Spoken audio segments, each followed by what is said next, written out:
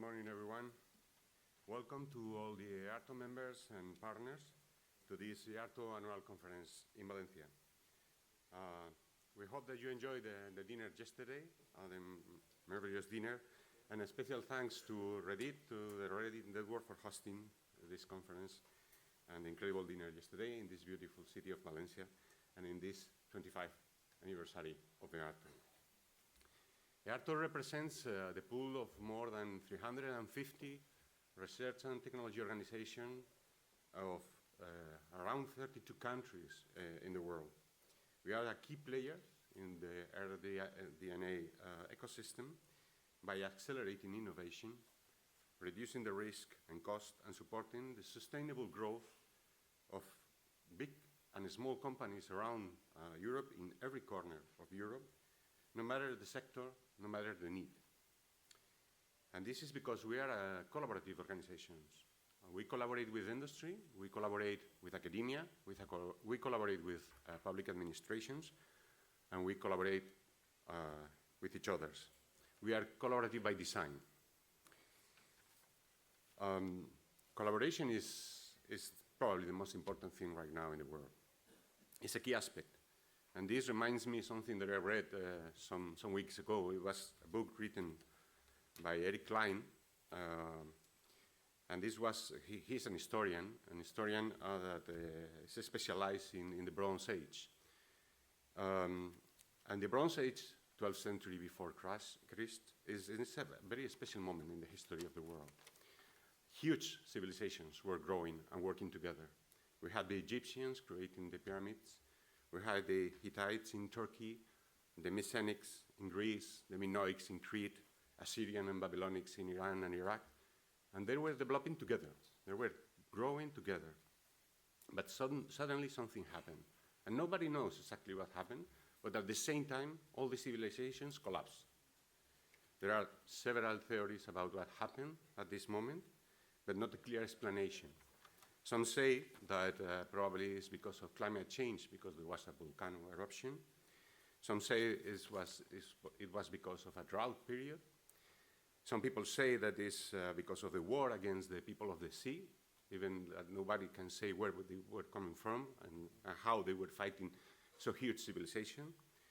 But this recent book of Klein established a new theory that makes, for me, a lot of sense. And is based in the fact of complexity. It seems that before the collapsing, there were a huge exchange of trade, human beings, and cultural exchanges between all the civilizations. There are some examples. You can find Mycenaean paintings in the wall of pyramids in Egypt, or obviously a lot of trade to create bronze stuff using tin and copper. Suddenly, this trade was stopped. And maybe because a genius decided to put tariffs. I don't know. Sound familiar, isn't it? The conclusion is that the more interconnected is the better. And disconnecting an interconnected network is a problem for everyone. This is the reason why in EARTO, in our reaction to the competitiveness compass, we made two different statements. First one is that every EU flagship action should integrate supporting collaborative applied research. And the second one is that the simplified financial toolbox should take into account research grants in a collaborative way. Today, discussions will be around these topics. We will start by presenting concrete cases, studies that highlight how RTOs contribute to strengthening EU industrial competitiveness. Teresa Riesgo, the Spanish General Secretary of Innovation, will share her insights on this topic. I am also looking forward to our high-level panel discussion on the alignment of EU industrial and R&D policies. I would also like to warmly thank Diana Morant, the Spanish Minister of Science and Innovation, for accepting our invitation to speak today in the EARTO annual conference. Her speech will serve as a perfect transition to the afternoon session, focusing on how to ensure industry access to critical technologies with a special focus on the Spanish ecosystem. We have a full agenda ahead today, so let's begin our discussions. Fernando, once again, thank you very much for hosting us. The floor is yours.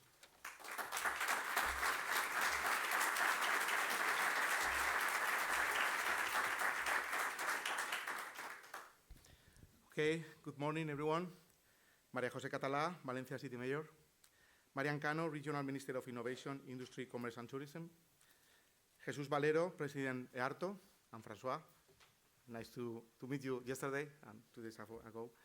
Distinguished guests, David Lombardo, DG Budget of the European Commission, Muriel Atené, General Secretary EARTO, Teresa Riesgo, General Secretary of Innovation, Ministry of Science and Innovation, Elisa Rivera, General Director of Planning, Coordination and Knowledge Transfer, Ministry of Science and Innovation, Juan José Cortés, Innovation Director of the Regional Government, David Rosa, Director of Las Naves, Valencia City Council, José Vicente Morata, Vice President of Eurochambers, representing the Chamber of Commerce of Spain, and President of the Council of Chamber of Commerce of the Valencian region, José Moisés Martín Carretero, General Director CEDETI, and Laura Alcina, President FEDIT.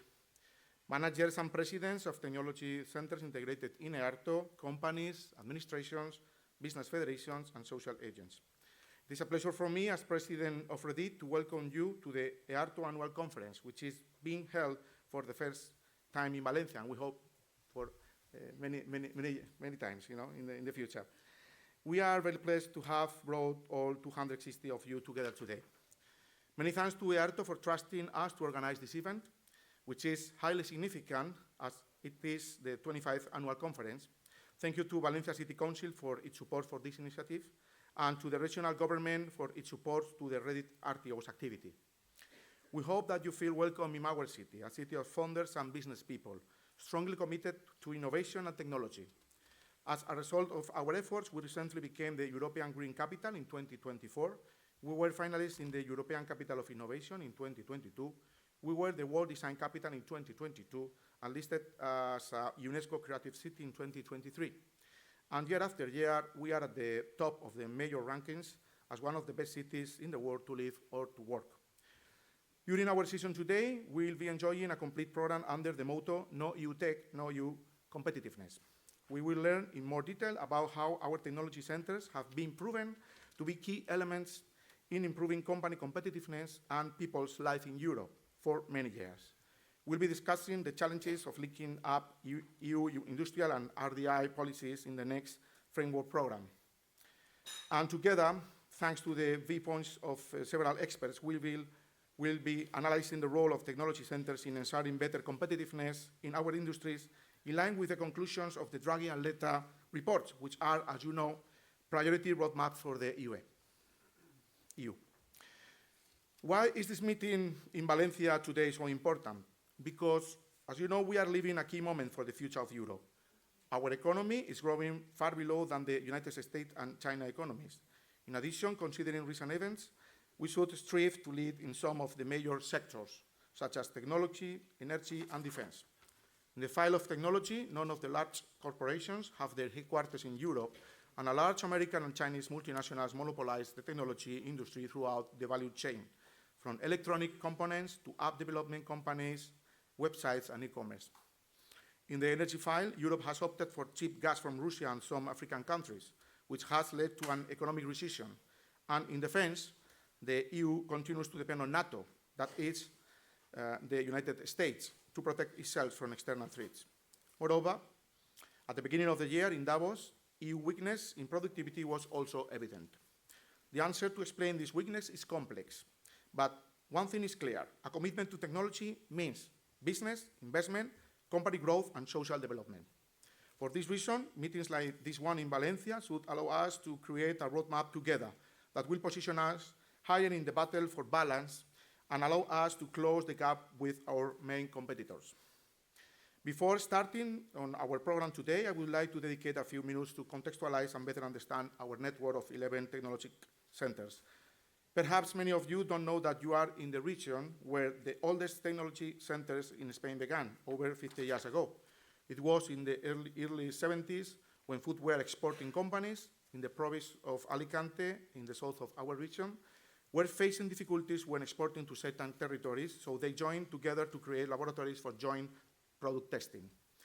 This was the first seed of a technology institute, as we call them, in the Valencian community. Initiatives like this were emerging in other parts of the region until in the 80s, thanks to the support of the regional government and the industrial sectors. A network of technology institutes was formed. And with certain changes to adapt to the economic context, this network still stands to this day. The model of the Valencia Technology Institute has been recognized by different organizations as good practice, both at a regional and international level. The system is characterized by the balance between private income, thanks to technology transfers they make to companies in order to resolve their needs, and public income, enable us to enjoy cutting-edge infrastructures and place this at the service of our business network, comprising SMEs and micro SMEs, unable to finance them by themselves. Another distinguished feature is our governance model, characterized for a well-balanced mix of business people, business federations, technology experts, and regional administrations in the governing bodies of our centers. These diverse groups contribute to envisioning and defining future challenges, thus creating a decentralized model. Many of our centers are located in the main production clusters in the region, close to the companies they serve, at the factory level, as we like to say. Our international activity has also been remarkable over the years. Reddit has participated in the transformation of several innovation systems in different countries, mainly in South America and North Africa. Over the years, we have helped create networks very similar to Reddit in other countries. Our first experience was in Peru over 20 years ago, and after that, more recently in Tunisia and Morocco. And currently, we have interesting lines of collaboration open with Colombia, Chile, Ecuador, Paraguay.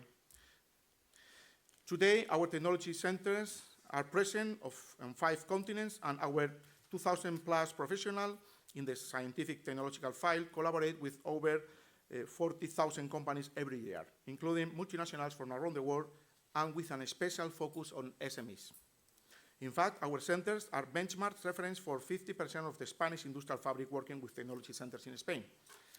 This is our greatest achievement. Transfers we make to companies are our main objective. In this sense, just 2 years ago, and incorporating best practices from the European Network of Technology Centers, our network launched an initiative called Reddit Ventures, a specialized vehicle promoted by our technology centers, whose main objective is specifically to promote this transfer of technology to our business fabric, resulting in the launch of 5 technology-based companies in recent months. In this same spirit of helping all types of business, we are part of the international consortia such as SEIMED within the Enterprise Europe Network, and INDI, the European Digital Innovation Hub of the Valencian community. And finally, I want to highlight our outstanding impact in our territory. Technology institutes of Reddit contribute 775.5 million euros to income contributed to the regional GPD, over 60,000 full-time jobs, and a tax revenue of 346.2 million euros for the public treasury. As we will discuss later in one of the roundtables, in addition to increasing company competitiveness, we also have a special social purpose, improving people's life. Throughout 2023, we achieved a social impact of around 3.88 billion euros, representing a return to society 11.63 times greater than all investment made. I am convinced that these satisfactory results can be extrapolated to technology centers of the European Union, as they demonstrate year after year that they are a major generator of change and a strategic tool for our governments. We are living turbulent times that force us to constantly reinvent ourselves. We only have to remember what happened just a few months ago in the metropolitan area of Valencia, the torrential storms and flooding that, in addition to the human losses, caused a damage of incalculable value for our productive fabric, reminding us that everything can change in a mere instant. All of us here today are driven by a common purpose, to better position our playing pieces through innovation on this global chessboard on which we are competing. Our future prosperity is at stake. Our action as technology centers, as demonstrated by the data we have just presented, shows that we can be a powerful accelerator of change and a strategic tool that administrations can rely on to better face the challenges of the present and the future. For this reason, we want things happen in Valencia. So let these days of joint effort serve to reinforce what we have done and help all of us mark out the framework of our immediate future towards a more promising economy and social panorama in which innovation can truly become the protagonist. Thank you very much, and I hope you enjoy the Congress. And now I will give the speech to the Regional Minister of Innovation, Marian Cano.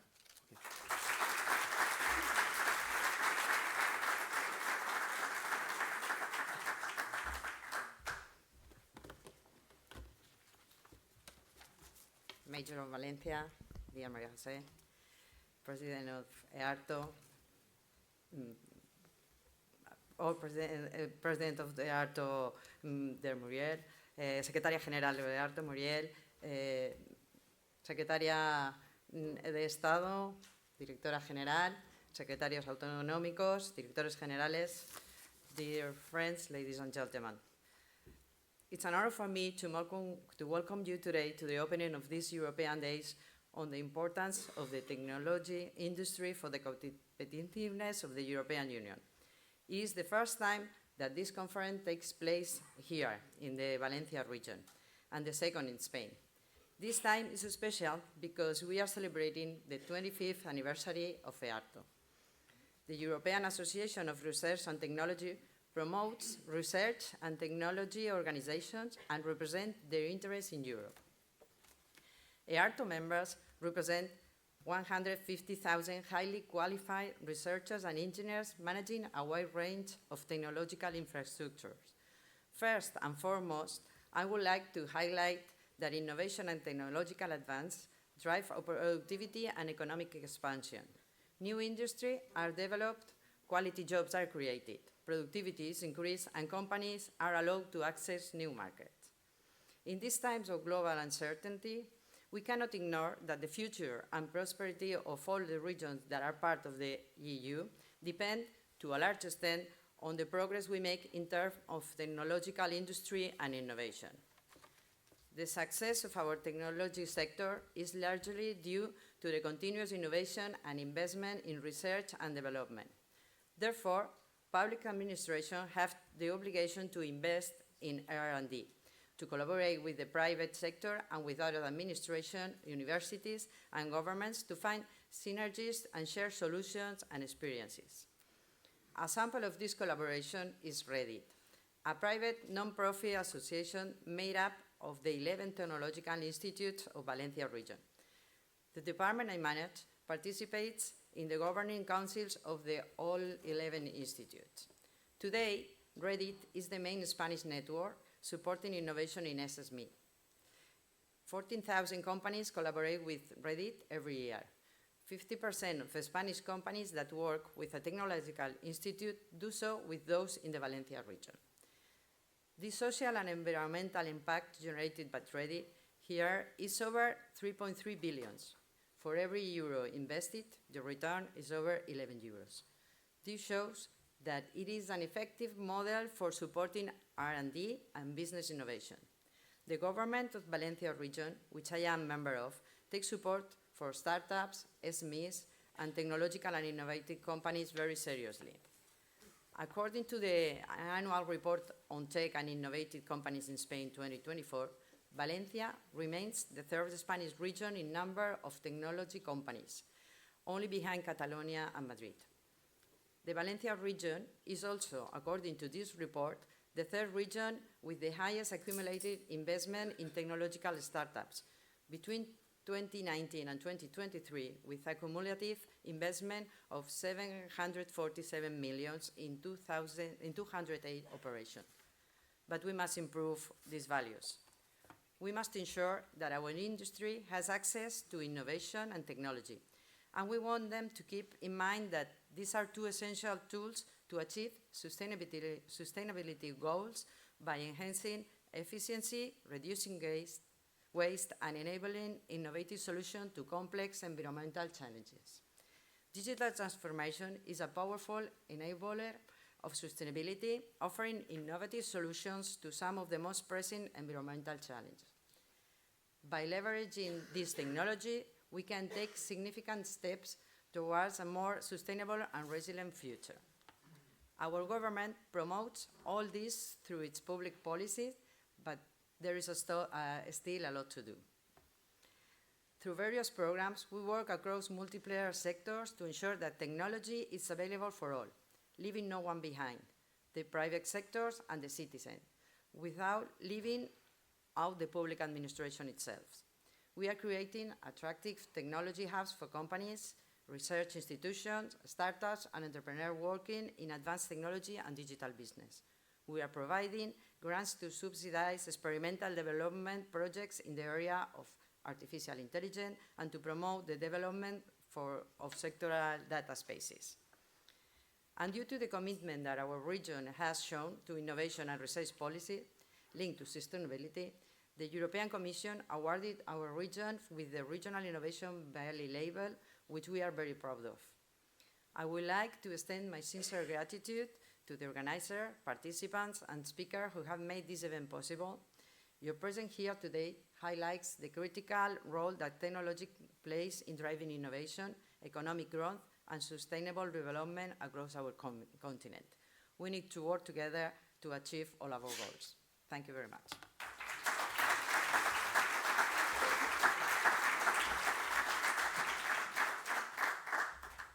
And now we are going to enjoy some words from our City Mayor, María José Catalá. Please, welcome.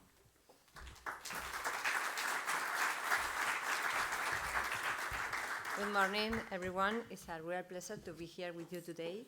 Welcome to Valencia. Consellera, presidente de REDIT, presidente de EARTO, directora general de Presupuesto de la Comisión Europea, secretaria general de Innovación del Ministerio de Ciencia e Innovación, directora general de Planificación, Coordinación, Transferencia de Conocimiento y Ciencia del Ministerio de Ciencia e Innovación, vicepresidente de la Cámara de España y presidente de Cámara Valencia, ponentes, participantes, autoridades, señoras y señores, muy buenos días. Es un honor para Valencia acoger por primera vez la conferencia anual de EARTO, la Asociación Europea de Organizaciones de Investigación y Tecnología. Y quiero agradecer a EARTO por haber elegido nuestra ciudad para celebrar la 25ª Cumbre de la Tecnología, la labor, la innovación, en la innovación y la investigación, y desde luego a REDIT por su labor pues importantísima en la organización de este evento. Quiero también dar las gracias a todos los que nos acompañáis hoy, autoridades, representantes públicos, directivos de centros tecnológicos de Europa, redes, agentes del ecosistema de innovación, universidades, también está el rector de la Universidad Politécnica de Valencia, empresas. Y es un placer recibir a tantos profesionales que trabajan cada día por impulsar la innovación y el desarrollo tecnológico. Es un placer hacerlo en una ciudad, Valencia, comprometida con el talento, el conocimiento y también la innovación. En una fecha señalada, el 25 aniversario de la asociación, y además siendo el lugar en el que por primera vez un español toma el relevo para presidir esta organización. Enhorabuena, Jesús, por tu nombramiento, y espero que este vínculo que hoy renovamos con más fuerza, si cabe, sea inspirador para ambas partes en el desarrollo de experiencias y proyectos conjuntos. Me gusta que lo hagas en Valencia, porque siempre guardará un sitio especial para ti. Como saben, Valencia es una ciudad con una mirada muy ambiciosa hacia una economía del futuro basada en el conocimiento y en el talento, y con un foco muy definido hacia el desarrollo y atracción de empresas de base tecnológica innovadora. Tenemos los mejores miembros, tenemos a REDIT y su potentísima red de centros tecnológicos, 7 de los cuales se ubican aquí en Valencia y su área metropolitana, que trabaja con más pymes que ninguna otra en España. Es uno de nuestros mejores activos. Contamos además con el conocimiento y el talento de grandes universidades, entre ellas 2 de las universidades más prestigiosas de Europa, como la Universidad de Valencia y la Universidad Politécnica de Valencia, con un tejido empresarial muy comprometido con la innovación, vehiculado a través del Consejo de Cámaras de CEP o de AVE, y con líneas de trabajo además específicas para impulsar la transformación digital y la competitividad de nuestras empresas. 15 aceleradoras e incubadoras como Lanzadera, Insomnia, Plug and Play, que están impulsando proyectos tecnológicos de gran impacto y más de 1.200 startups y empresas de base tecnológica. Y tenemos la fórmula. Valencia Innovation Capital es el pegamento que nos permite conectar a todos los agentes del ecosistema y fomentar la colaboración público-privada para canalizar todo nuestro potencial y convertir a Valencia en un modelo de éxito. Hoy esta conferencia se celebra a apenas un centenar de metros de la Marina de Valencia y junto a ella las naves y la harinera. Ese es el eje a partir del cual se desarrolla esta estrategia de ciudad que está convirtiendo a nuestra ciudad en el gran polo innovador del sur de Europa y despertando interés en compañías y también en instituciones. Es nuestra apuesta y nuestra vocación y ofrece además resultados. Los primeros 9 meses desde su puesta en marcha hemos movilizado 20 millones de euros al ecosistema innovador de emprendimiento tecnológico, traccionando 3,2 euros por cada euro público invertido. Hace poco más de un mes hicimos pública la llegada de IBM a Valencia, también una inversión de 60 millones de euros y 100 empleos directos de Netis Telecom Group para la implantación de un centro de datos en nuestra ciudad. Contamos con una de las ordenanzas de sandbox más avanzadas de Europa. Y la Comisión Europea ha instalado aquí dos de sus 10 consorcios de infraestructuras digitales, uno sobre gemelos digitales y otro centrado en la investigación y lucha contra el cáncer. Para nosotros la innovación no es un concepto, es una realidad para transformar nuestra ciudad hacia un modelo que queremos, una ciudad dinámica, creativa y tecnológicamente avanzada. También comprometida con el desarrollo de soluciones inteligentes y sostenibles al servicio de ciudades más humanas y seguras. Y por eso hemos puesto en marcha Valencia Dana Project, un proyecto junto a la ciudad de Tallinn y en colaboración con Startup Valencia, dirigida a promover startups con soluciones innovadoras para anticiparse y responder a desastres naturales como el que afectó a Valencia el pasado octubre del año 2024. Termino. Valencia ha demostrado con hechos y con visión que es una ciudad en la que las ideas se convierten en acciones y las acciones se convierten en soluciones. Hemos visto cómo el ecosistema crece con fuerza. Somos la región con más startups per cápita de España, atrayendo inversores y talento de todo el mundo que nos ven como un lugar excelente para vivir y también como un lugar excelente para emprender. No solo es una cuestión de tecnología, sino de mentalidad, de compromiso y de liderazgo, de trabajar juntos administraciones, ámbito académico y sector privado. Quiero reiterar mi agradecimiento a los organizadores, ponentes, participantes y a todos los que habéis hecho posible este evento. Bienvenidos a una ciudad que respira talento, creatividad y transformación. A todos les deseo una jornada muy fructífera y que de aquí surjan nuevas ideas y muchas alianzas. Muchísimas gracias.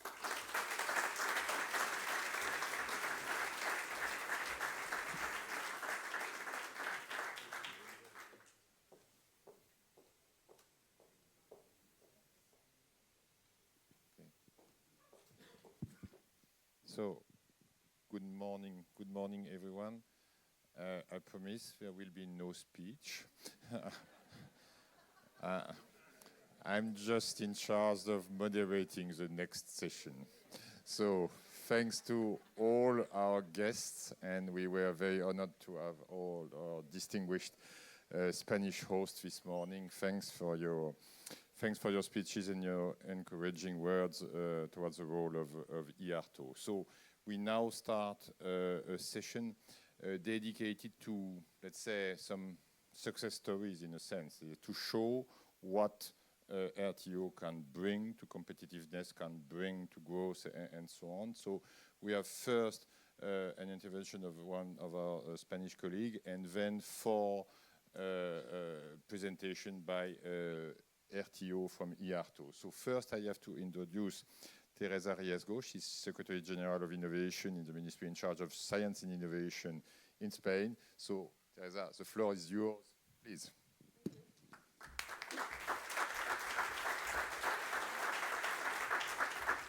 Thank you very much. Thank you very much to all the authorities that are here today. Consellera, Alcaldesa, former President of EARTO, say many thanks for your work during this year. And also, Jesus, congratulations, because we're very happy to have you here.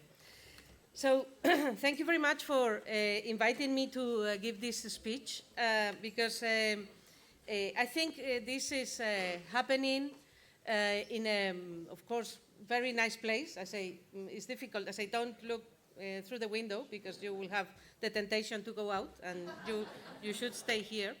But no, it's not only that, but the moment is very relevant. And yesterday we had these speeches during the dinner that were, I say, worrying on one side. But I would say that we have to look forward. We always have done this, and we have to look forward. This is the first thing that we have to do. During the last months, we have been having all these inputs as a very interesting reports, but they are, every day, they are overcome by new news or news that we are seeing in the television or reading read in the newspaper. Yeah. So we had the LETA report before the European elections. So things changed a little bit about that. After those elections, we had the Draghi report that was written just before the election of President Trump in the United States. So things have changed. I don't have to say about that. We have the EARTO report that is also very relevant for this community because it is related to our field in the future of FP10 that I will refer to a little bit because I think many people are asking me, yeah, and I don't have news, but anyhow, I will try to do it. And now, as I yesterday, we had the news that we will be charged with 20% tariffs but I say this is for Europe, but for other countries it's even worse. I mean, Taiwan will be 35%, I think, or something like that. So China 30-something. So it is very, very scary because we have to react. In Europe, we have normally we don't react fast, we react, but we have to do it in a smart way. So we don't really react fast, yeah? So maybe we need something to learn on that. But anyhow, I think it is interesting because we have to do it in a smart way. We don't need to do things in a way that others are doing, yeah? So what I will say is complex times, yeah? This is complex time, yeah? This is not something that we can simplify in a way that, okay, everything will be as it used to be, but no, it will be, it's complex time, it's changing, and it is very relevant that in Europe we know something that everything will be better if we go together. And this is the first thing that I think it is very important for this idea that you have put in your event this year, that is no EU tech, no competitiveness. So this is very important. But EU tech means that we have to go together.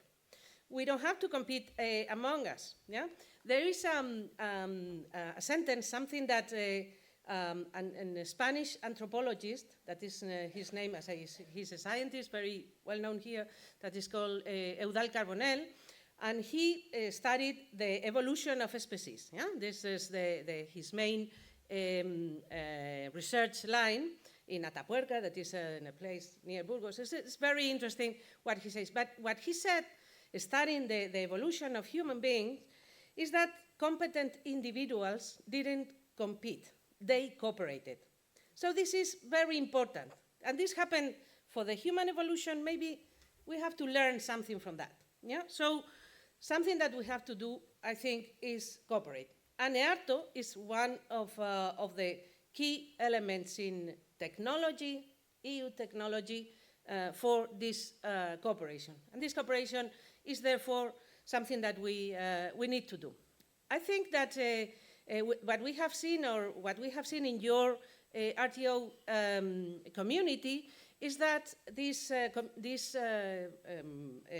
group of people and this cooperation is very fruitful, say, at the regional level, as we have heard in Reddit, at the national level with FEDIT, and for us, I mean, as administrators, it's very, very easy, because we have a direct link with someone that is representing everybody, and I think this is easy for us, but also important for everybody, because you have managed to get new goals and new ways of doing, and we can hear your voice, I mean, from a single person to talk to. So it's very good, and I really encourage you to participate actively in these places. I mean, Reddit and at the local level or regional level, FEDI, but also EARTO is very important for us. So things, well, say, sometimes we need to have a feedback on a particular document, on something related with technology or something,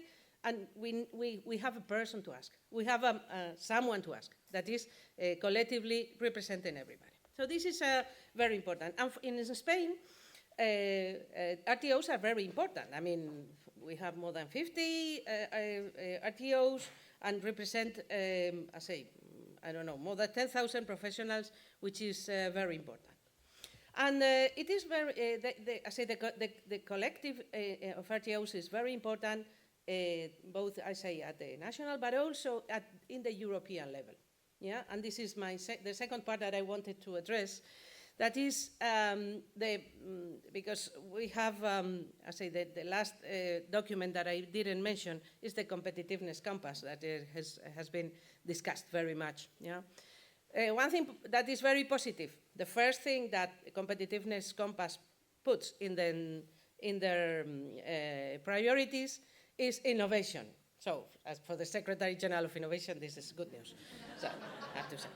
So, it could be better, it could be worse, yeah? So, I'm very optimistic on that. But there's a lot of, I said, there's a bit of confusion in that, because there are some things that we already know. It is a very well established framework program that we have in Europe.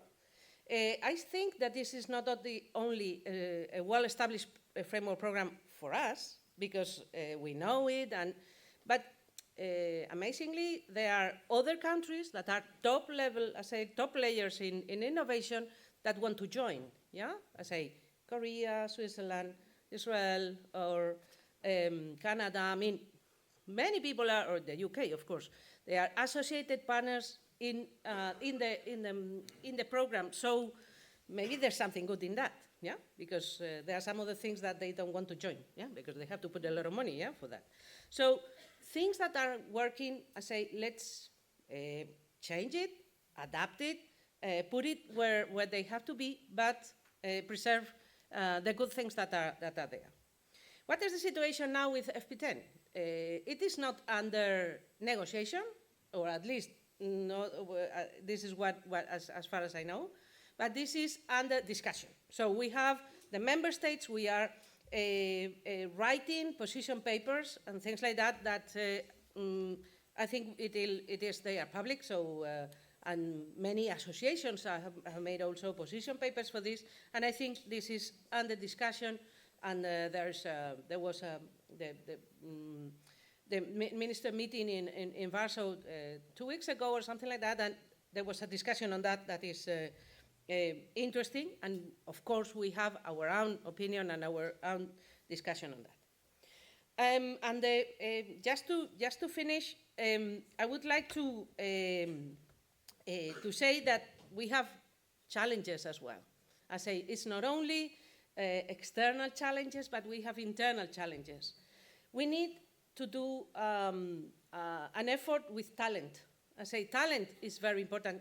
I know that you guys, the managers of the RTOs, this is something you are fighting with, because there's a lack of technical talent, and we need to approach the young people. We need to maybe change a little bit the way they work, or I don't know. But anyhow, we need educated and well-trained technical people in Europe. And this is something that we have to face all together with the universities. I mean, with the technical and non-technical universities, that we have there. And of course, there's another thing that is there are new applications that sometimes they used to be on the side, yeah, like defense and security, that have to be in the middle, that have to be in our main focus, because this is something that is coming, and we need to rethink what we have been doing during the last years and say, okay, now this is a must, and this is something that we have to do. So, as a conclusion, I will say, let's go together. Don't be isolated. Don't compete. Because at the end, you will, we will be more competent, as Carbonell said, more competent if we cooperate rather than if we compete. And just to finish, I want to finish with a quote from Marie Slokowska-Curie, saying, because yesterday I learned that there's no end of talk, yeah, without a quote, that she said, nothing in life is to be feared, it is only to be understood. Now it is the time to understand more, so we may fear less. And this is the end of the thing. So thank you for your attention, and thank you for coming here.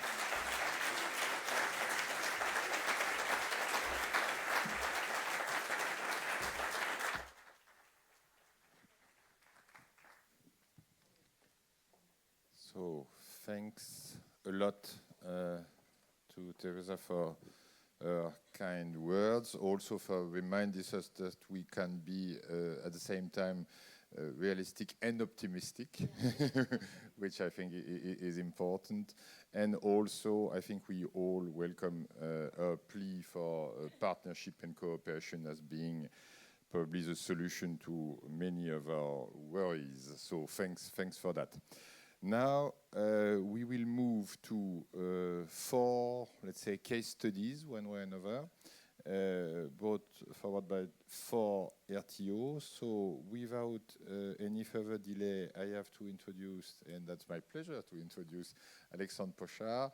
Alexandre is the CEO of CSEM, so the Swiss RTO. I must say a very impressive RTO, doing things well.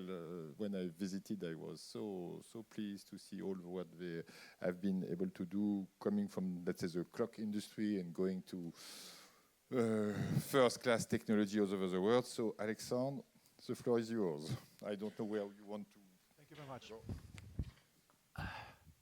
Good morning, everyone. Great pleasure to be here. Thanks for the invitation. Yesterday evening, our former president, in his infinite wisdom and very long speech, gave us a few nuggets of truth. One of them is that RTOs are not simply transferring, science results to industry. They develop technologies, they improve things, they customize technologies, they help industry in many, many different ways. So I would like to give you an example of what we have done at CSEM, a Swiss RTO, to help develop a technology internally in the field of medical health. We all aspire to live long lives, right?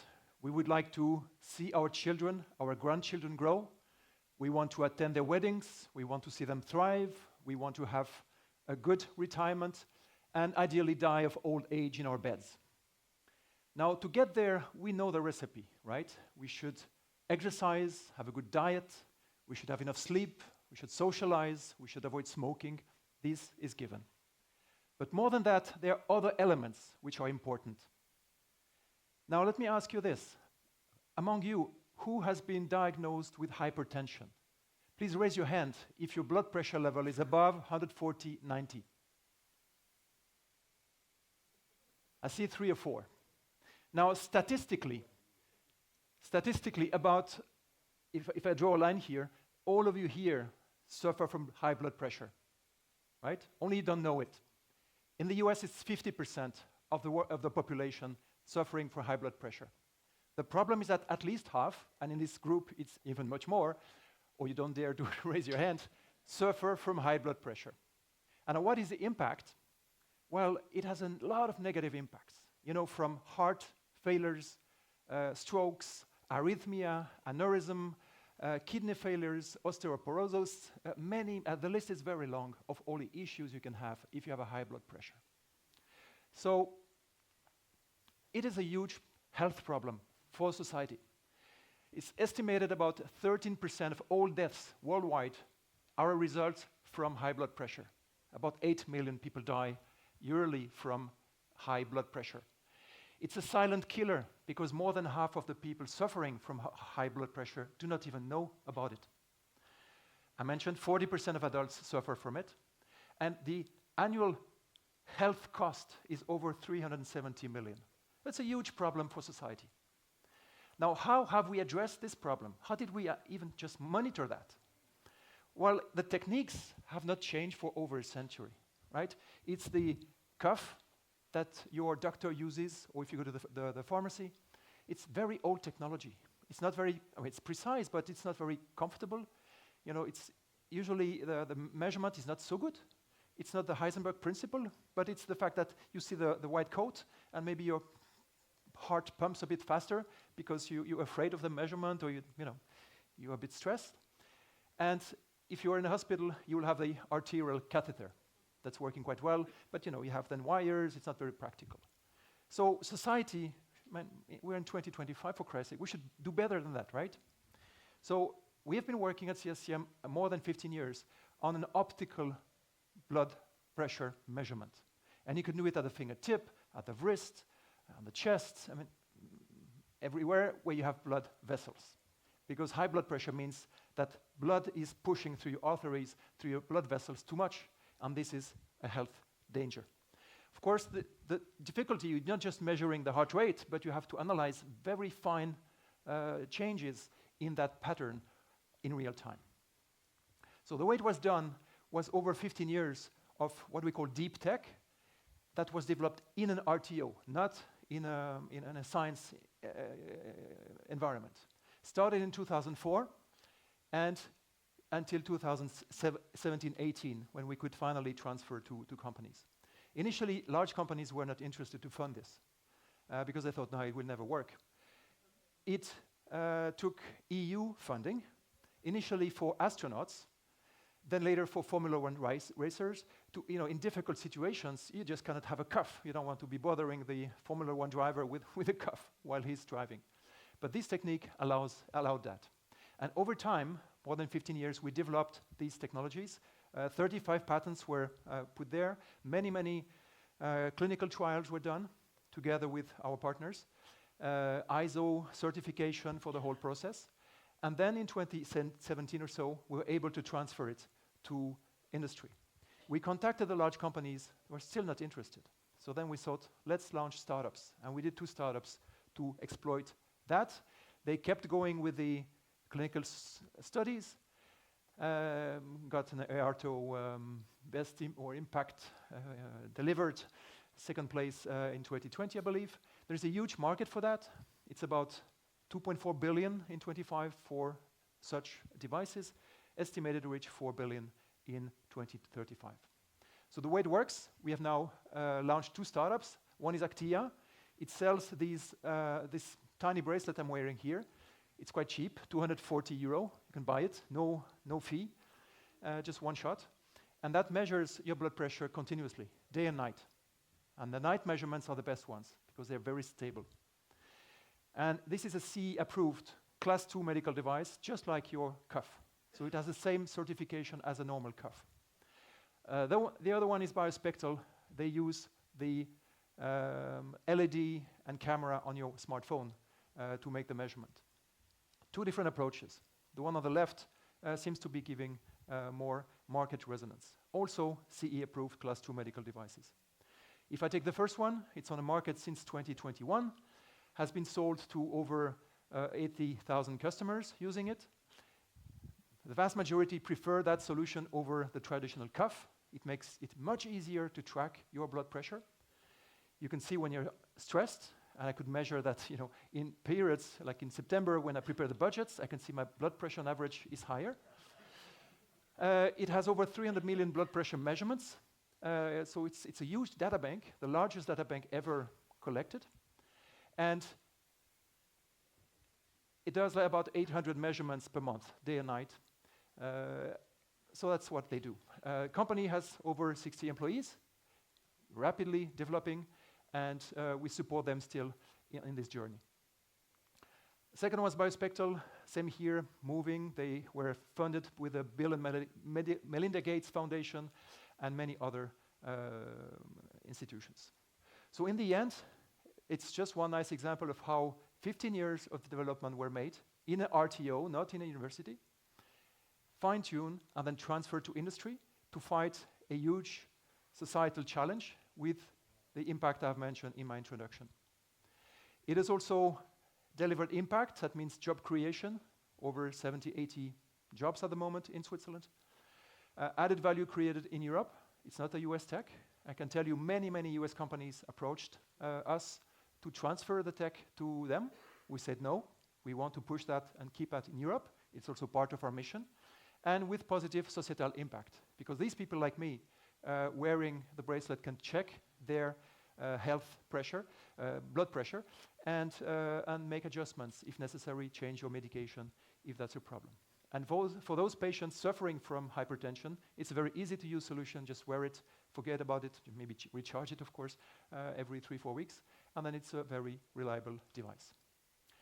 It gives you an example of how RTOs can play a huge role, creating jobs, adding value to society, and fighting for major challenges like our health. Thank you very much for your attention.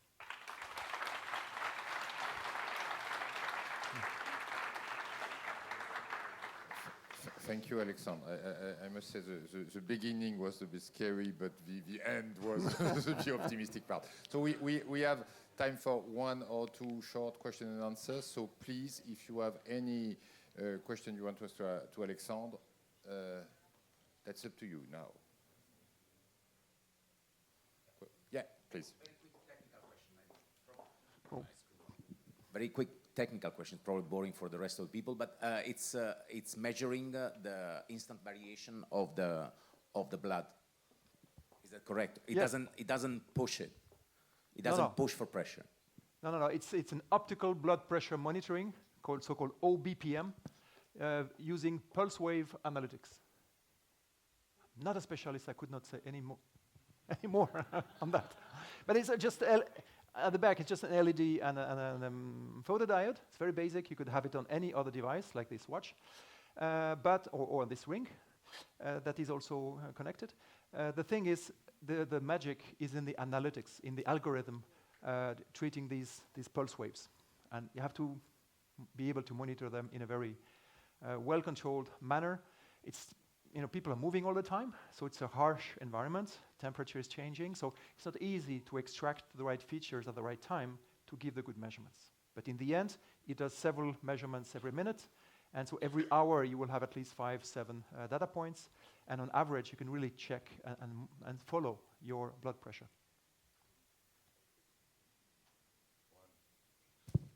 Yeah.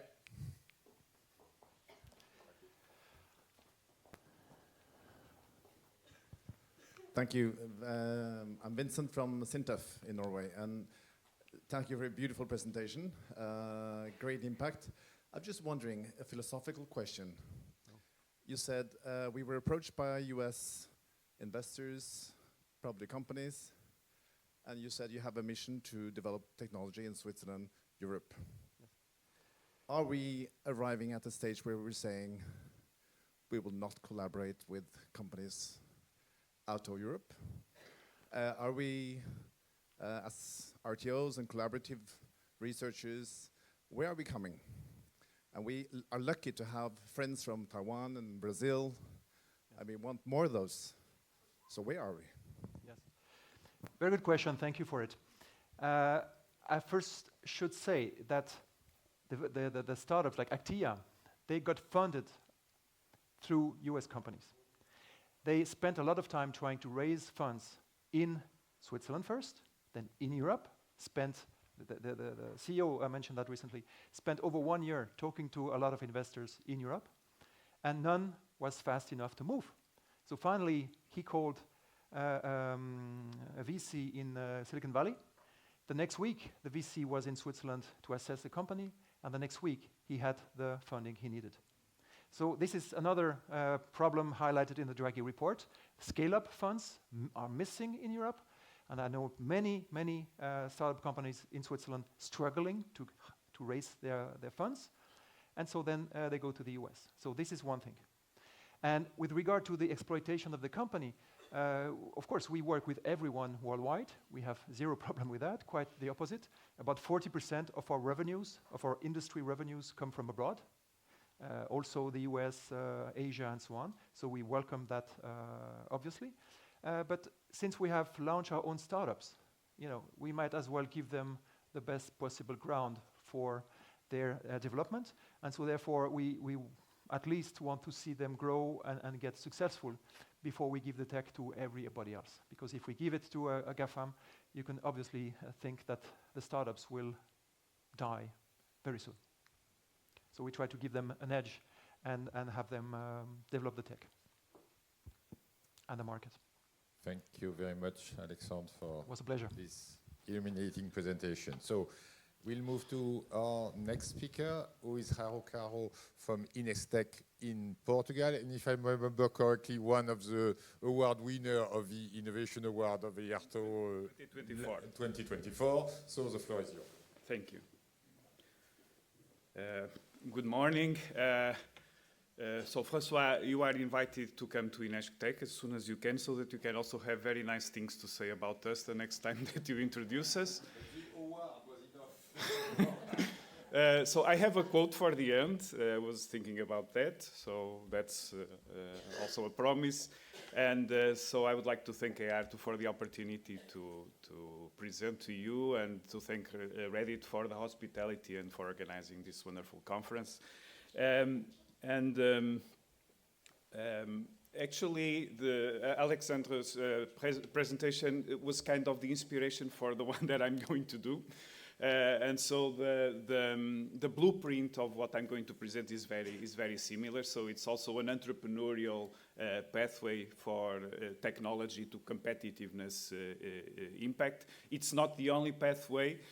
All these pathways are important, but it's the one that I brought you, that I'm bringing you today. So it's a deep tech journey, and similar to what Alexandre just presented. There's one innovation, one technology platform that is at the core of this pathway, and then two missions and two spin-offs that came out of this work at an earlier stage than the ones that Alexandre presented. But I'm going to present you our journey, some of the challenges that we have faced, and what we feel are some priorities for the future in Europe that are related to these challenges as well. So the innovation is the result of interdisciplinary collaboration. So it's an AI-powered photonics platform, and this is a platform that was created bringing together three discipline areas inside Inestec: AI, photonics, and bioengineering. These are areas in which we have been working for a long time, and that the RTO environment is especially well suited to do this kind of work, interdisciplinary collaboration, bringing these disciplines together. The other important part here, also something that RTOs are excellent at, is bridging sectors. We started with an application in the health area, and later with the same technology and building on the same people and team, we are now working in the agri-food sector. So our technology platform is in the health area being used to address challenges in clinical trials, and in agri-food it is being used to help fight food waste. So the journey naturally started a long time ago, similar to what we saw in the previous presentation, with foundational work in these areas. Closer relevant capabilities were mostly developed in the 2000s, early 2010s. Something that was instrumental to start this collaboration was a large collaborative project in the absence of other funding that can target exploratory work or proof of concept work that I will talk about a bit later. These large collaborative projects are often a home where we can fit some of these more peculiar things that we need to do.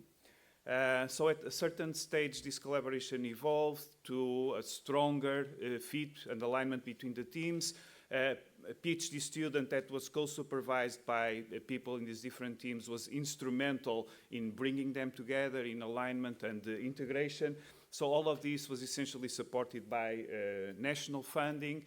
And as a continuation of this work, at a certain stage, we're able to get a proof of concept work, again, in one of these large collaborative projects, in this case, supported by structural funds. So all of these gradually brought us closer to application. Something that was very important, and again, I think that RTOs are a very special environment for this to happen, was that at an early stage in the researchers approached our TTO, and we had collaborative work with the TTO advising the researchers on how to orient the research for stronger impact. So this is something that is, I think, is specific to the RTOs, and that happened also in this case. So as we move forward, we had the right people to think about launching a spin-off, and so around 2019, with that dash line that we have there, at that time we prepared an application to the IT Health Wildcard program, and this was extremely important in launching the spin-off. So we won the award, and we launched the spin-off with backing from EIT Health. So we enter now a new stage, so the company is created. We had very strong support from EIT Health in the beginning, and things just started happening. And one of the kind of unexpected things that happened here was the fact that very, very soon we were approached by US investors. And so we got foreign investment in the company, and then things just start moving from there. So the company has been progressing. They have been doing pilots mostly focused in Alzheimer's clinical trials, which are quite challenging. And they have been expanding internationally. One of the key things that the spin-off did in the beginning, and at a certain stage you just start making the decisions that make most sense for you as a business, was incorporating in the UK, in Oxford. This was very, very important for accelerating the development of the company. And ILOF just kept with its path. So this is the technology and the work with the spin-off that we brought to the EARTO award last year. 2023, they got an EIC accelerator funding, and they raised additional funding in the meantime and are progressing with their pilots and preparing for commercial launch. In the meantime, around 2022, we got a new team together, having found an additional opportunity in a very different sector, in the agri-food sector.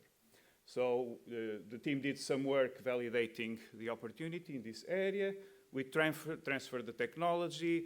We incorporated the company in Portugal, and like 2 or 3 months later, they got accepted to the US Techstars program, and we incorporated in the US. Again, the company is progressing. It's raising funding and now developing for this area. So this is the current status of the two companies, and I'm not going to go through all these points in detail. I did so all the information is there, but I would like to highlight 3 major things about the current status of the two projects. The first one is their international nature. So this is something that obviously we have been aiming for. It's a very important thing for us in Portugal especially. But I think it happened quite naturally with these two cases. Their formal structure, their activities, their recognition, their funding is international. So this is something that we find very important, and it's quite patent here in their profiles. The other important point is that, so this is being led by a younger generation, and these are projects that bring together in a very great harmony both the economic impact and the societal impact. So both cases have very strong sustainable development goals or societal purpose there. So there's definitely wanting to improve health, especially for diseases that are undertreated, underknown nowadays, and food waste in the other area. Then the other important point, and I think this is also relevant for the previous presentation, is that we have two very different business models. So you really need to have two vehicles to target these two opportunities because the way that these companies are going to operate diverges a lot. So these are some observations about where they are right now, and these are some of the challenges that we have seen related to value creation and value capture. So the first one is that we have constantly met with the difficulty in getting funding for proof of concept. So what we have done is that we try to fit this within larger projects that have a bit more of space for this. But calls are typically ill-suited, and the timing sometimes is not appropriate. So this slows down the evolution of the projects. We have struggled with access to state-of-the-art environments for development and testing. So this is, again, a challenge. In dealing with public support, we find it to be well-meaning and committed, but often lacking experience and flexibility. So this deep tech area is very specific, is very challenging, it moves very fast, and we have met with public support that has some difficulties in moving with the speed and the degree of specific knowledge that this requires for the region to be competitive. We were surprised by how fast and how easy US funding appeared in both cases. We have found US investors to understand us a lot better than European investors. So they are more capable, and it comes down to then how you have daily conversations with them. You feel that you are understood. And that's not the feeling that you often have with European investors. And finally, there's a very natural pull for these companies from US and UK ecosystems. They have scale, they have very strong integration with different kinds of actors. So, these two challenges are more related to value capture into Europe, but they are important as well. So moving forward, and this kind of echoes the position that EARTO submitted to the European Commission consultation on the startup and scale-up strategy that we fully endorse. We also submitted our evidence, but we fully endorse EARTO's position. We remain with a gap in transition instruments. And I don't know what to do anymore, because we know about this gap for 3 decades. And I don't know, maybe we have, there's a valley of death for technology, maybe you have a valley of death for policy as well in this area. This remains a weakness, and this must be addressed with conviction and in a firm way. The kind of support that we need here has to be dedicated support. It's not about fitting this into some other instrument. It needs to be dedicated, it needs to be agile, it needs to be outcome-oriented. Deep tech has its specific nature, its specific challenges, it needs specific support. It cannot be mixed with other types of support. It doesn't work. And finally, this is also very important. You are looking at an area where public support must be designed, must be implemented to crowd in private investment at scale. This is what needs to happen in these transitions.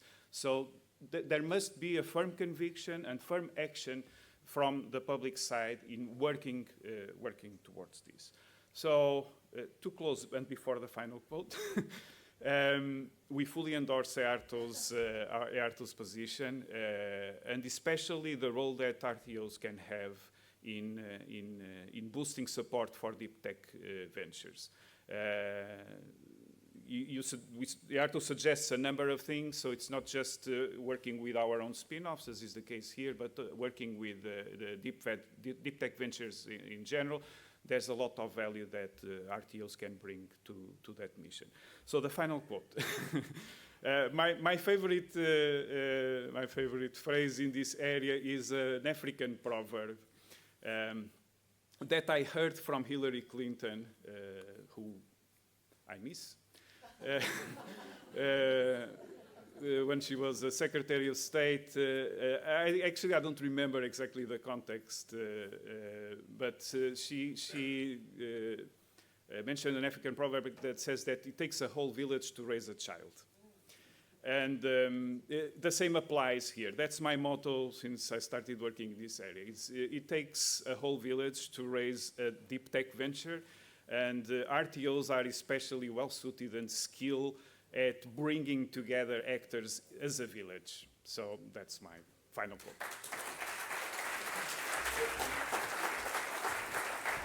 Stay on stage. Yeah, you stay on stage. I hope I wouldn't. I know I'm putting some pressure on the next speakers who will have to find some final. No, that was my apology. But someone placed some pressure on me. I didn't intend to create a new standard with having quotes in speeches, so I apologize for that. So we have time for one or two questions to Raul. So please, and I will give you the mic. So who wants to? I overspoke. I'm sorry. I already saw them. Question? Yeah.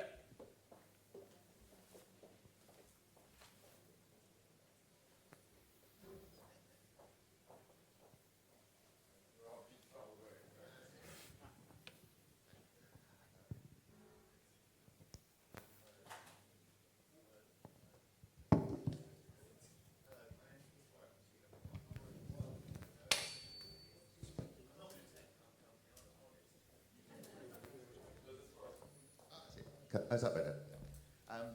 Why do you think, I mean, I have the same experience as yourselves, that actually America will invest in technology much more than Europe or that? We did something called friction stir welding, which made us about 120 million euros, and probably 90% of that came from the States.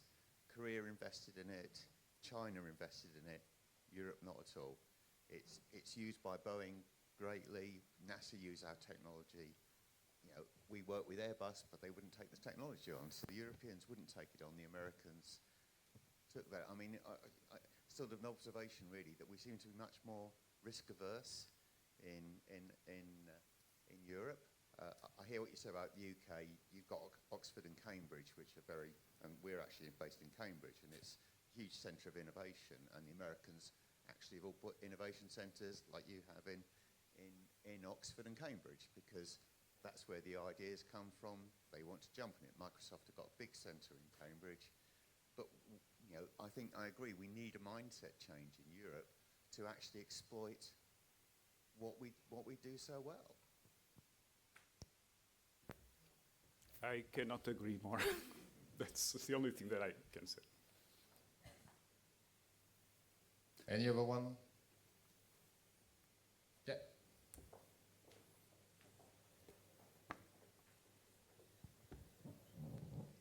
Hello, good morning. Clara Pezuela from ITI.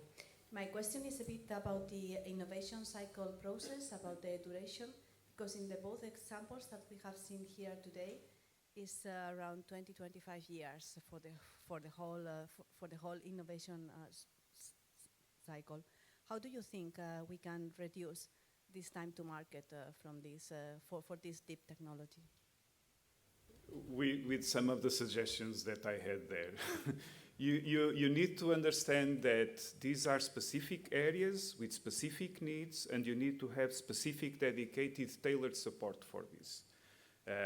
If you don't have, tailored and agile, dedicated, flexible support for proof of concept, for scaling activities, etc., the cycles are intrinsically long. So even if you have the right support and the right institutions, etc., they are long. It's deep tech, right? So it's the nature.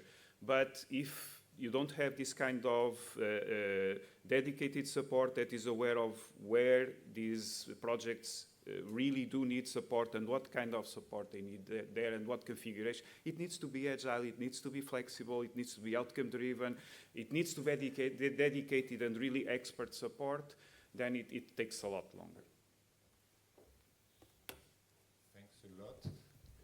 No, and I must insist on that because I was struck too by the scheme, and this calendar showing 20 years, it just also shows us that we have to explain to our, let's say, authorities that you can't have something at once.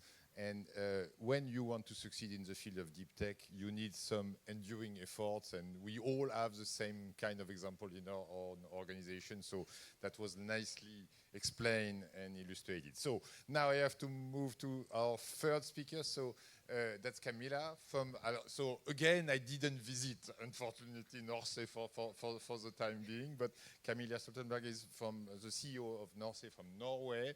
Another one, EARTO, very warmly welcome here in EARTO. So please, Camilla, the floor is yours.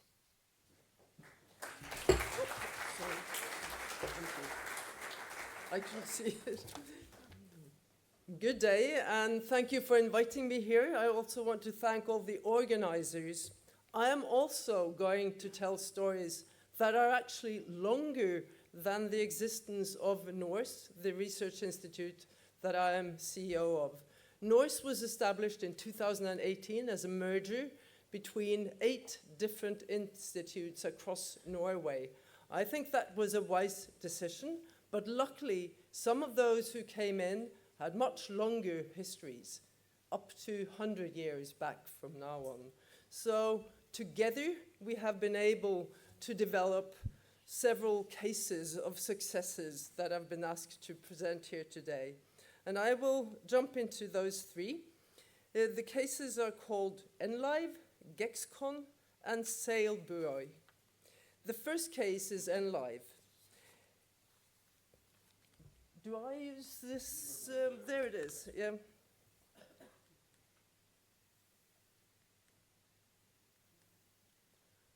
And that is a technology which is a high-performance visualization system developed by NORSE. The system can display both real-time and time-shifted datasets. It allows us to do efficient visualization of very large-scale geospatial datasets, as you see illustrated here. And the system is highly extensible and adaptable. NORSE started to develop, or that is, our pre-institutions, the ones that came in, Enlive technology 15 years ago. And our researchers and innovators developed this technology over several years, and it was funded by both the national and European project, and also with some in-house internal funding. At European level, we had funding from the European Space Agency and Horizon Europe and others. Then, at last, in 2018, we started signing contracts for the use of this technology. And Enlive is now used by ground monitoring services such as INSAR in Norway, the Norwegian Ground Motion Service, and the European Ground Motion Service. And in 2024, NORSE initiated licensing agreements with industry. Today, in 2025, Enlive is used in applications such as ground monitoring to estimate risk of extreme weather, Earth observation, and in mining, focusing on critical raw materials. And we're now looking into increased collaboration with industry and into future applications such as surveillance, defense, and more. And then to the second story, Gexcon. It is an example of a completed story, and again, a very long one. The company has already been sold by NORSE, and I bring this example today to remind us of the very long road from developing a solution, establishing it as a company, launching it into the market, and eventually selling it. And I know now that many of you have lived through this very long experience yourselves. And that a main question here today is, how can we shorten these stories? Now, GEXCON is a company that provides advanced safety engineering, software, consulting, and testing services. And today, it is a world-leading company in the field of safety and risk management and advanced dispersion, explosion, and fire modeling and simulations. GEXCON is present in a wide variety of markets and sectors such as hydrogen safety solutions, renewables, and energy, to name a few. I just have to go further on to back to the GEXCON story, because I have a little bit more to say about it. It started 40 years ago, when it was established as a consulting department at the former Christian Michelsen's Institute, which was merged into Norse when we were established in 2018. And after many years of development of world-leading simulation software, GEXCON was established as a company to sell software-related services. The company was owned originally 100% by Norse, and historically, its ownership, or our ownership, encouraged investments in research and innovation projects related to fire and explosion safety.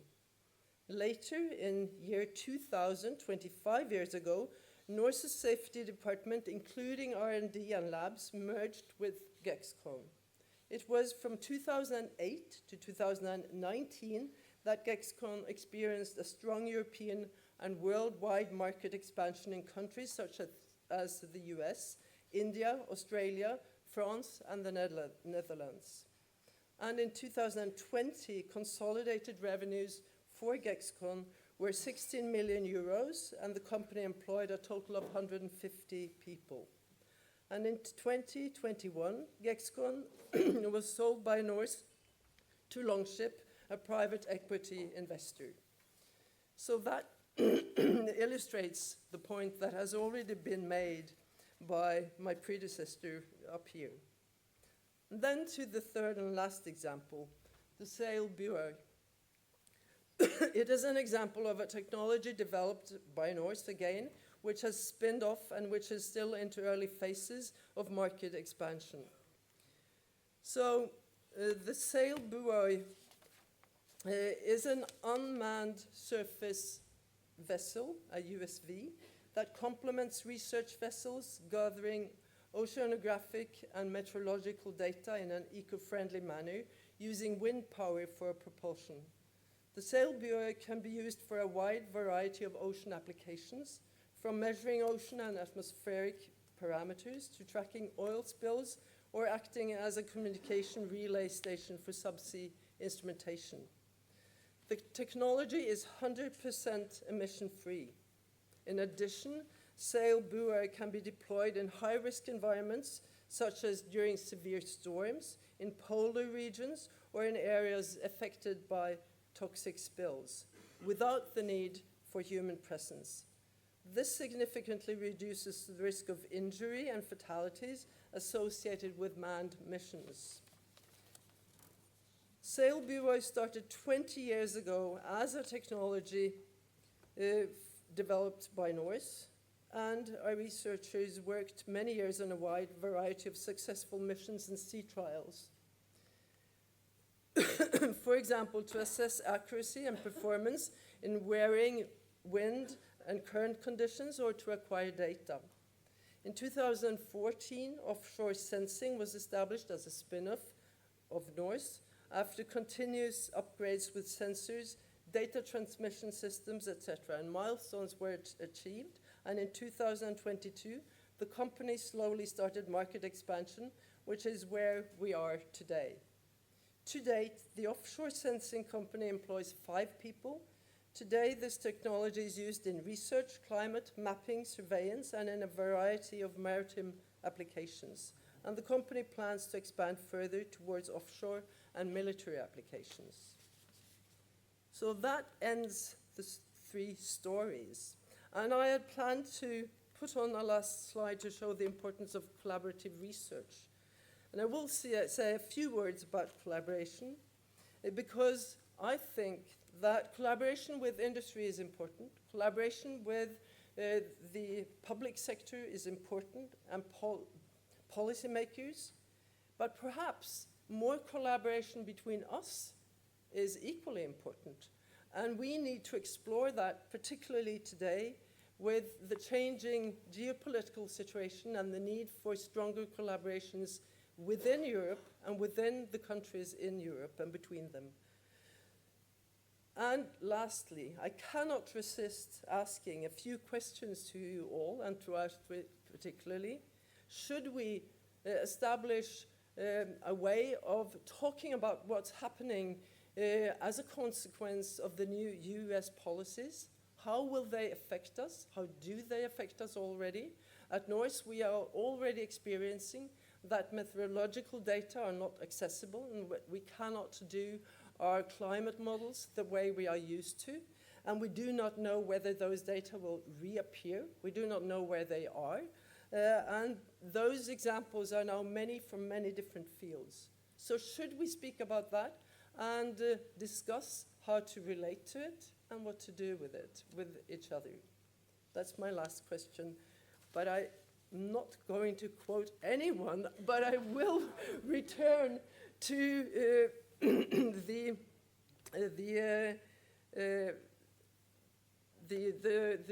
slogan that EARTO has, no tech, no EU competitiveness. I think that perhaps we should twist it sometimes in a more positive way and say explicitly that we as RTOs, we will increase EU competitiveness with EU tech, research, innovation, and cooperation. Thank you.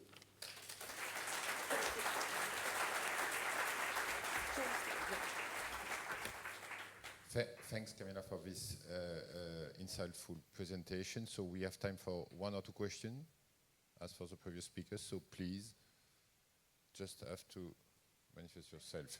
Yeah. It's a technical curiosity. I see that two of the companies could be cooperating very much, because I say the tracking of the vessel is made by the first company, or by satellite information from the first company? I don't know. I think so, but what we have done is, for the second one, it's sold already a few years back, so we are in touch with those who took it over, but we are not an active part of that any longer. And we have been discussing whether we should sort of follow up further down the road, but we are not doing that at the moment. It's very interesting. Absolutely. Congratulations for that. They're related. Is there another question? No? So I have to thank Camilla for her presentation. She asked us a lot of questions, so we have to reflect on that, but I share our concern for the metadata, because working previously in that field, I know how sensitive it may be. So I have to introduce our last speaker, who is Gonzalo Belunguer from Reddit. I do not have to introduce Reddit. It was done so excellently before that I do not need to do so. Please, Gonzalo, the floor is yours.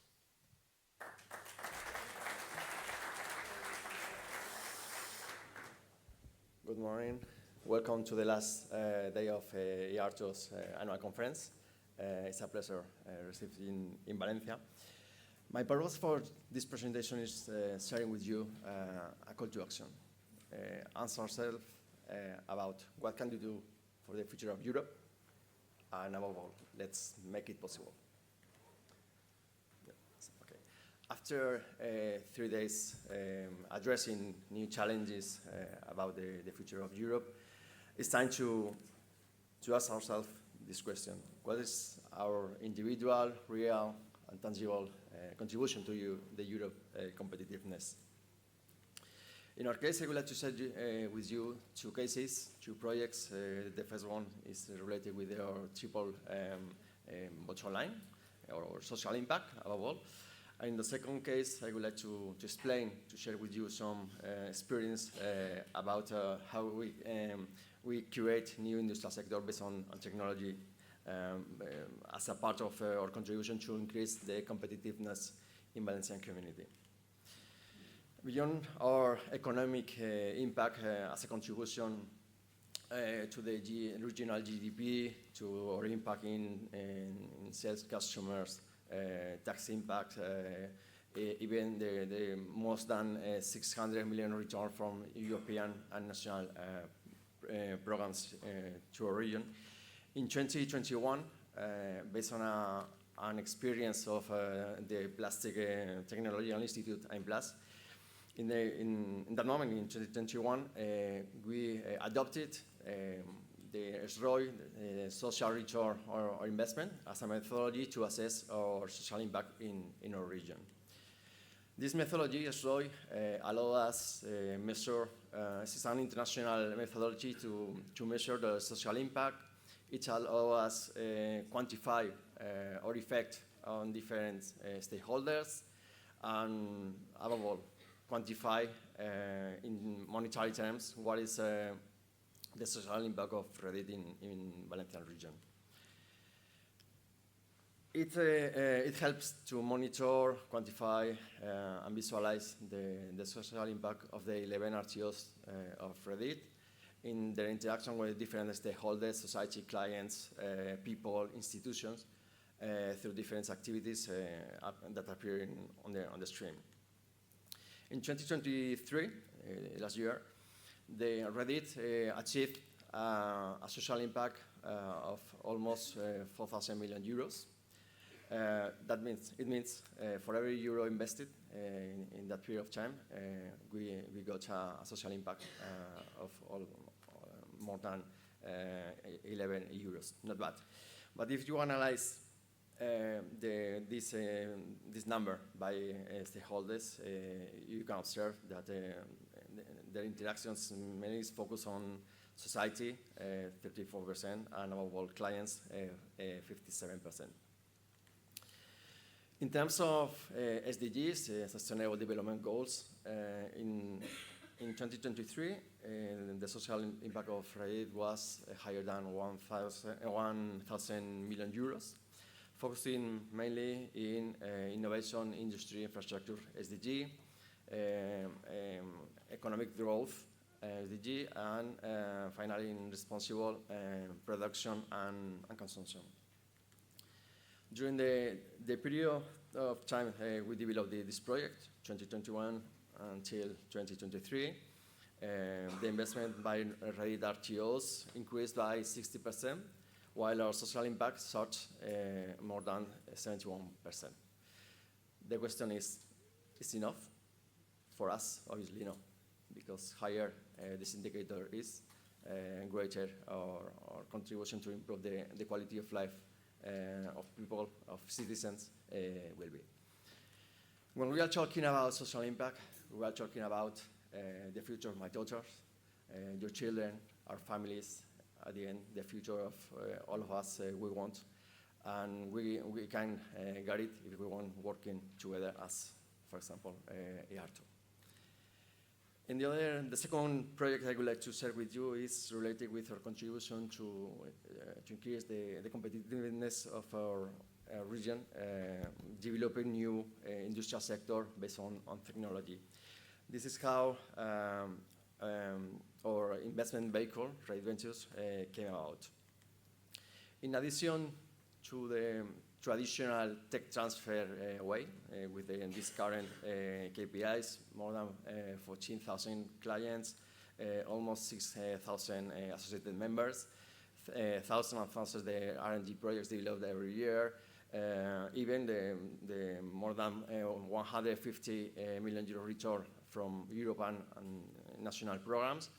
In 2022, we identify the high potential of the most disruptive R&D projects developed by the 11 RTOs of Reddit in in the main industrial sector of Valencian region.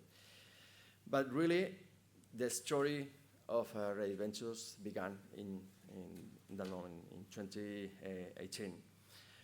We tried to analyze the most important European ecosystems. I studied the most relevant venture capital models. And as a conclusion of this reflection, we wanted to develop around investment model or investment venture model. Nowadays, Reddit Ventures is our investment venture vehicle. It combines two roles. It's venture capital develop the function of a venture builder. Invest and create. Create new industrial sector based on technology, based on the most disruptive R&D projects developed by the 11 RTOs of Reddit. And as you can see, the stakeholders of this investment vehicle are the 11 RTOs of network.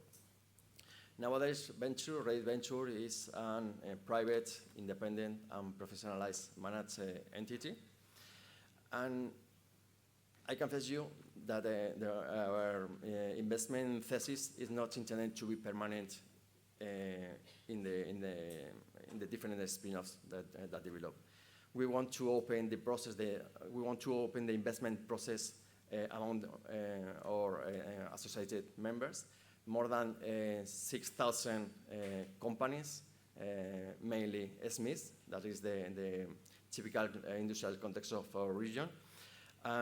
With humility, we believe we are trying to democratize the venture capital among the industrial sector of Valencian region as a part of a contribution to the competitiveness of our region.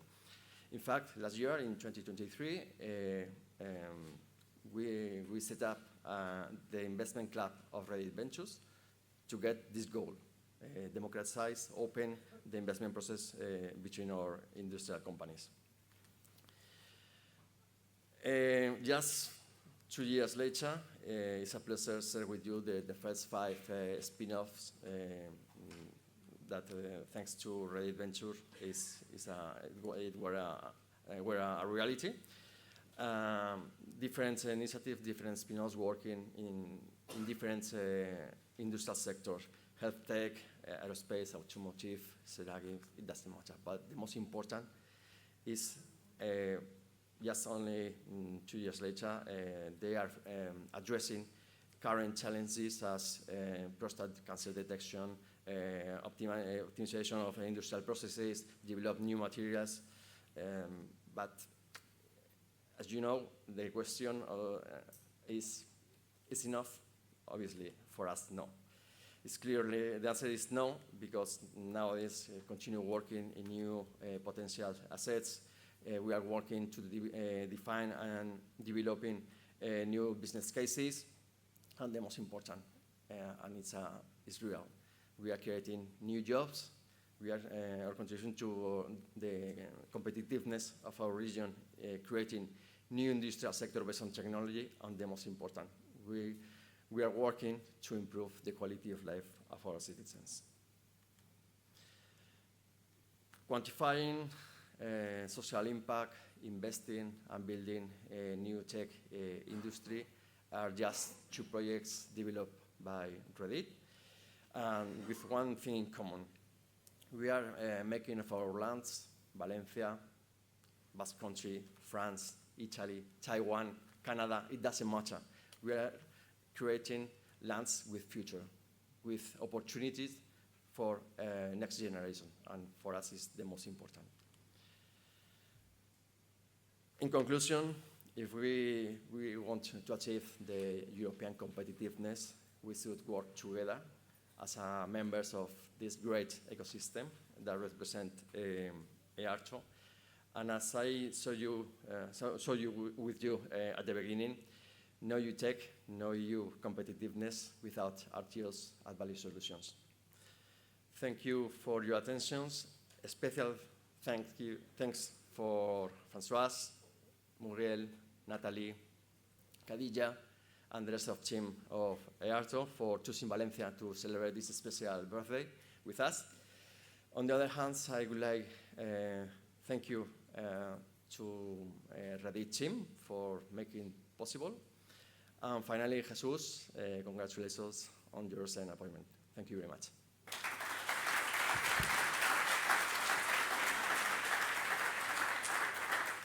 Thank you, Gonzalo, for this nice presentation, which complements the three other ones. And now I think we have the overall picture. So we have time, if I'm allowed, for one or two questions. Yeah.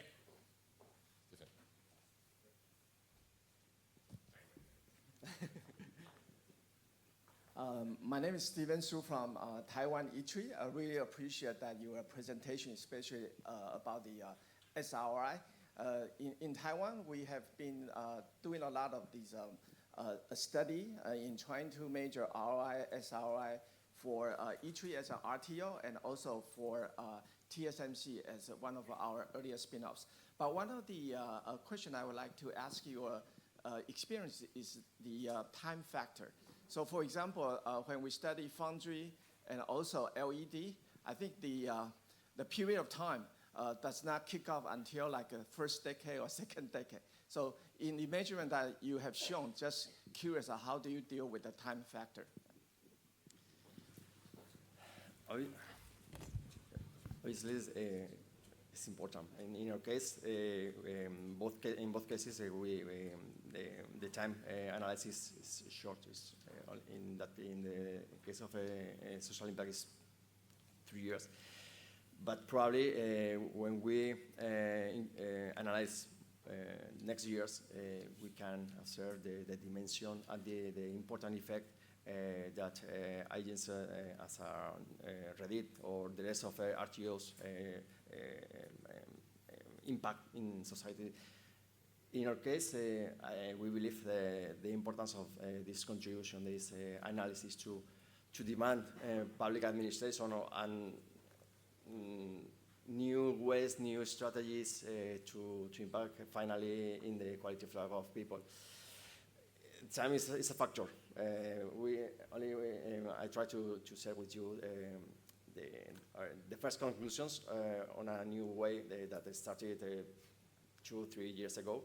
But I'm convinced that in future this good practice shared through the EARTO with the rest of colleagues of the network it could be interesting to convince the society about the relevance and the function of the RTOs not only in Europe, obviously, but also in your country or the rest of.